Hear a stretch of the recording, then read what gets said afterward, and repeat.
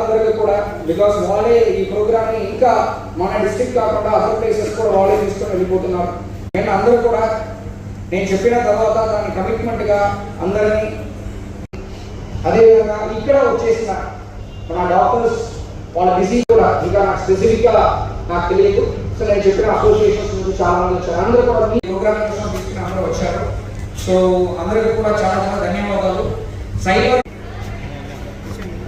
ఇప్పుడు short videos దాంట్లో కాంటెస్ట్లో విన్నాయి. ముందుగా వెస్ట్ సబ్ డివిజన్ నుంచి ఫేక్ అకౌంట్ ఓటీపీ ఫ్రాడ్ ఈ టీంతో పార్టిసిపేట్ చేసిన సంతోషం ఏమీ లేదు కదా. అవేర్నెస్ మెయిన్గా ఈ సైబర్ క్రైమ్ ఎందుకు ఇంత సక్సెస్ఫుల్గా నేరస్తులు చేయగలుగుతున్నారంటే మన ప్రజల మధ్యలో కోఆపరేషన్ కోఆర్డినేషన్ లేదు.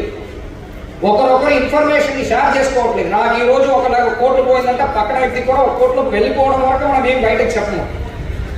తర్వాత ఆ వ్యక్తి కూడా వెళ్ళిన తర్వాత నాకు చాలా సంతోషం, అప్ప వాళ్ళు కూడా పోయింది రైట్.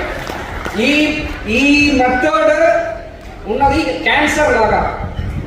మీరు ఎవరు ఇంటికి నుంచి బయటకు రాము, ఒకరికొకరు మాట్లాడము. ఇలాంటి ఒక మంచి ప్రోగ్రామ్ అరేంజ్ చేసినప్పుడు కూడా దాన్ని అటెండ్ అవ్వాలంటే అక్కడ ఎందుకంటే ఒక 2 గంటలు టైం వేస్ట్ మనకి అనుకున్న సొసైటీ ఎక్కువ ఉంది. కానీ ఒక సినిమాకి చూస్తున్న ఒక 1.5 hours 2 hours ఇలాంటి అవేర్నెస్ ప్రోగ్రాంలో స్పెండ్ చేస్తున్నప్పుడు ఈ రోజు నేను బాగా నిద్రపోతాను. ఎందుకంటే గుంటూరు పోలీసులు నిద్రపోతాను. బికాస్ దీనివల్ల కనీసం గుంటూరు డిస్ట్రిక్ట్ వరకన ప్రజలు మోసం పోకుండా ఉన్నారు. కనీసం మన పోలీస్ వల్ల ఈ రోజు ప్రోగ్రామ్ వల్ల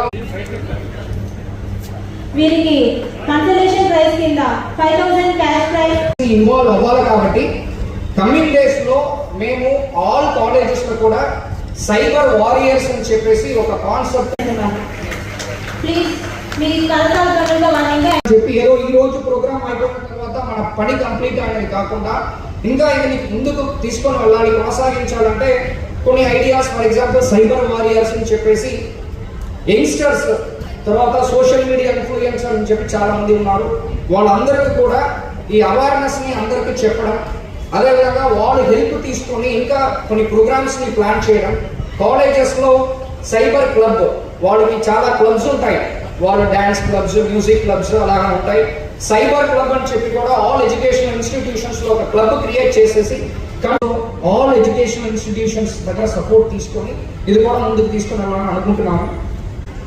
అంటే పాలిటిక్స్ కాకుండా, క్యాస్ట్ కాకుండా, రిలీజియన్ కాకుండా, మతాలు, కులాలు, రాజకీయం ఇవన్నీ పక్కన పెట్టామంటే ఒకరు పర్సనల్ సంబంధించిన దానిని మీరు సోషల్ మీడియాలో బ్యాడ్ వర్డ్స్ యూజ్ చేసో లేకపోతే పర్టికులర్ వ్యక్తిని అవమానించడానికి సోషల్ మీడియాని బేస్గా వాడడం వల్ల ఏ ప్రాబ్లం సాల్వ్ అవ్వదు. దీనివల్ల 2 వర్గాల మధ్యలో గొడవ స్టార్ట్ అవుతాయి. అండ్ ఒకరి గురించి ఒకరిని పర్సనల్ దీన్ని పోస్ట్ చేసుకోవడం వల్ల ఎలాంటి యూస్ లేదు. దీంట్లో ఆల్మోస్ట్ దాదాపు 32 మంది వరకు అరెస్ట్ కూడా అవ్వడం జరిగింది రీసెంట్గా. మీరు అందరూ పేపర్లో చూసుకుంటారు. సో సోషల్ మీడియాలో మీరు ఎవరు తప్పుగా పోస్ట్ చేయొద్దు, కాంట్రవర్షియల్గా మీ ఫ్రెండ్స్ని కూడా ఎవరు పోస్ట్ చేయొద్దని చెప్పండి. ఈ 1930 నంబర్ వల్ల చాలా తక్కువ 1930 మీరు కాల్ చేస్తున్న మధ్యలో, మీరు ఈ ఇష్యూని బయటకు తీసుకున్న మధ్యలో మీ మెంటల్ హరాస్మెంట్, మీరు ఎంత దూరం మెంటల్గా కోల్పోతున్నారో అదే చాలా మంది సూసైడ్ చేసుకుంటున్నారు. ఓకే, సో ఈ ఓవరాల్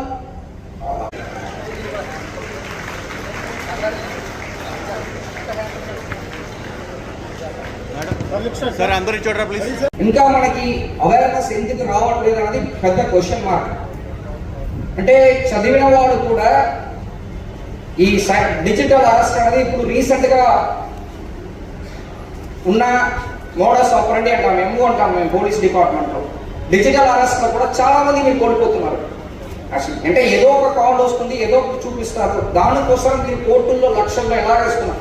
పక్కన పోలీస్ స్టేషన్ ఉంది, మీకు ఒకవేళ డౌట్ ఉందని అనుకోండి, పక్కన పోలీస్ స్టేషన్ ఉంది, ఇలాగ నాకు కాల్ వచ్చింది, మీరు అరెస్ట్ చేయాలన్నా ఏదైనా చేయాలన్నా మనకు తెలియకుండా ఎవరు చేయలేరు.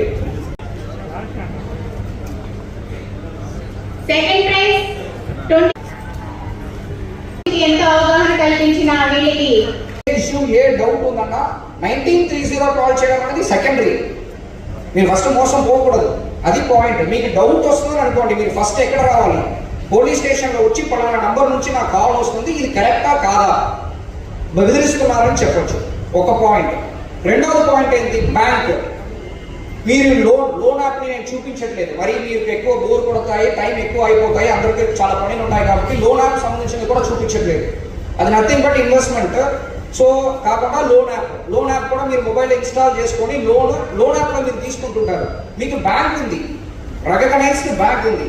మీరు లోన్ తీసుకోవాలంటే బ్యాంక్లో తీసుకోండి. ఒక పాయింట్.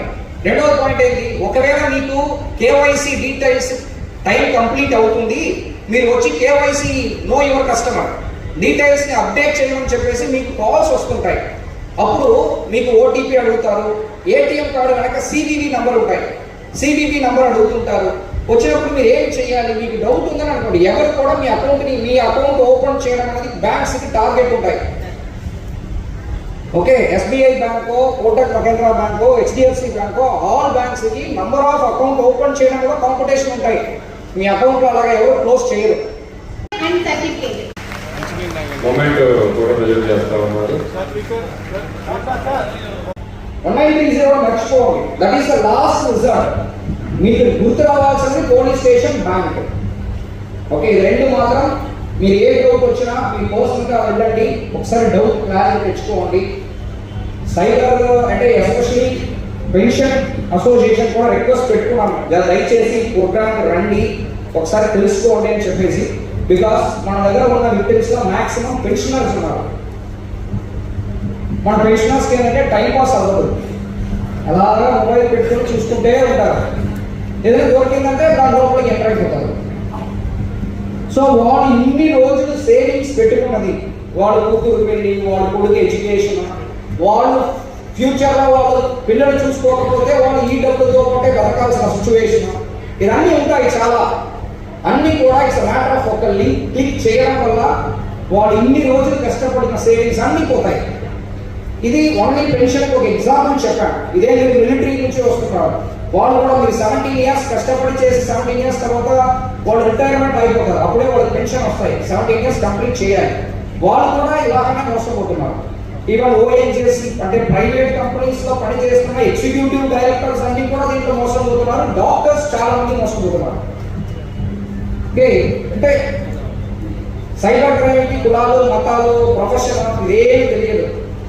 ఓకే, వాళ్ళు ఒకే ఇంటెన్షన్ మిమ్మల్ని మోసం చేయాలని చాలా ఆలోచిస్తారు, సైకాలజికల్గా ప్లే చేస్తారు.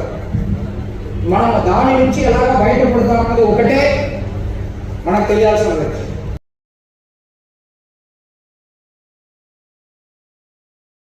ఆఫీసర్ లెవెల్లో తీసుకొని చేయటం అద్భుతంగా ఉందని చెప్పి